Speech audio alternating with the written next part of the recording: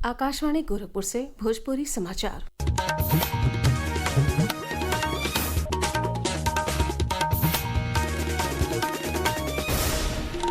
नमस्कार, समाचारों के साथ हैं हम सोनी निगम।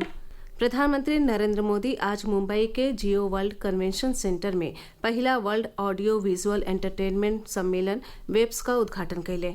एह मौका पर प्रधानमंत्री कहलें कि ई वैश्विक मंच हौ जवन कलाकारन और रचनाकारन के नया विचारन के बढ़ावा देई। वेब्स बाजार पहल का सराहना करत प्रधानमंत्री कहलें कि ई नवोन्मेषकन और रचनाकारन के प्रेरित करी।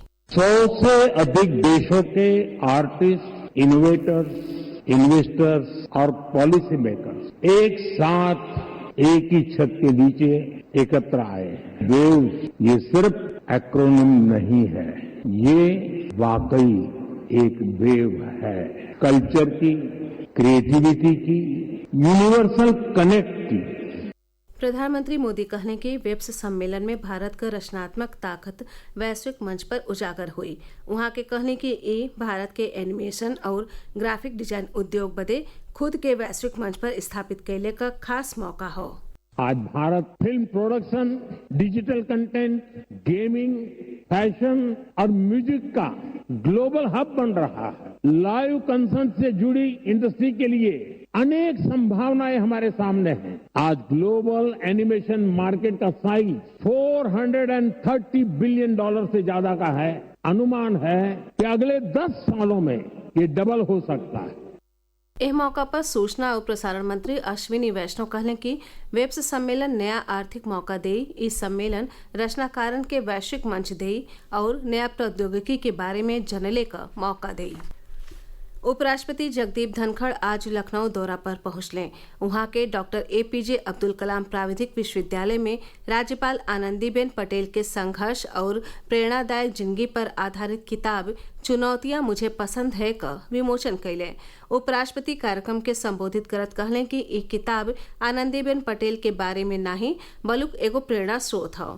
ई मेहरारून के उत्थान, मेहरारून का मुक्ति और मेहरारून का सशक्तिकरण बदे मूल सामग्री हवे। वहां के राज्यपाल आनंदीबेन पटेल के किताब लिखे खातिर बधाई दिहली। एह मौका पर मुख्यमंत्री योगी आदित्यनाथ राज्यपाल और उनके किताब के बारे में कहलें कि गुजरात के एगो छोटहन गांव से निकर के देश के सबसे बढ़न राज्य का राज्यपाल बनले तकले क जतरा आसान नहीं रहल। एक किताब बतावेले कि जब कोई महिला सामाजिक बंधन, संसाधनन का कमी और परिस्थितियन के चुनौतियन के बावजूदो दृढ़ संकल्प के साथे आगे बढ़ेली त उस समाज खातिर एगो प्रेरणा बन जालिन। कार्यक्रम में उप मुख्यमंत्री केशव प्रसाद मौर्य और ब्रिजेश पाठक के लेके प्रदेश सरकार का कई गो मंत्रीगण और खास लोग मौजूद रहले। बस्ती जिला में आज एक राष्ट्र एक चुनाव विषय पर समागम संगोष्ठी का आयोजन कइल गयी। इस मौका पर प्रदेश सरकार के मंत्री सूर्य प्रताप शाही कहलें कि एक राष्ट्र एक चुनाव के मुद्दा पर 52 गो राजनीतिक दलन से बात कइल गयी। इनमें से 42 दल एकरे समर्थन में हवे। उहाँ के कहलें कि जो त देश में एक साथे चुनाव करावल जाए तो करीब 4.5 लाख करोड़ रुपया का बचत हो सकेला। ई देश के GDP का 1.5% हो। बनारस जिला में 90 स्मार्ट क्लास और 96 ICT लैब बनावल जाई। एकरे जरिया से परिषदीय विद्यालयन में शिक्षा के क्षेत्र में डिजिटल हस्तक्षेप कइल जा रहल हवे।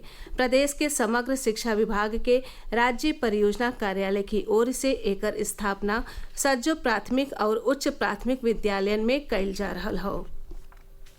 पूर्वी उत्तर प्रदेश के गोरखपुर, संत कबीर नगर, बस्ती और बलिया समेत कई जिलन में कुछ जगहिन पर आज दिन में हल्काहे से लेके तेज बरखा के साथे ओला गिरल।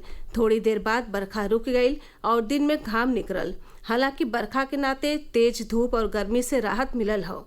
बस्ती जिला में आकाशीय बिजली गिरले से खेत में काम कर रहल पति पत्नी का मौत हो गई। बलिया में हल्काहे बरखा भइल। मौसम विज्ञान विभाग बिहने से 3 मई ले पूर्वी उत्तर प्रदेश के साथे साथे पश्चिमी उत्तर प्रदेश में कुछ जगहिन पर गरज चमक के साथे बरखा भइले और बूंदाबांदी पड़ले और तेज सतही हवा चलले का आगम जतवले हवे। आज विश्व श्रमिक दिवस मनावल जा रहल हवे। श्रमिक आंदोलन और कई गो देशन के अर्थव्यवस्था में कामगारन के योगदान के रेखांकित करे बदे हर साल 1 मई के श्रमिक दिवस मनावल जाला।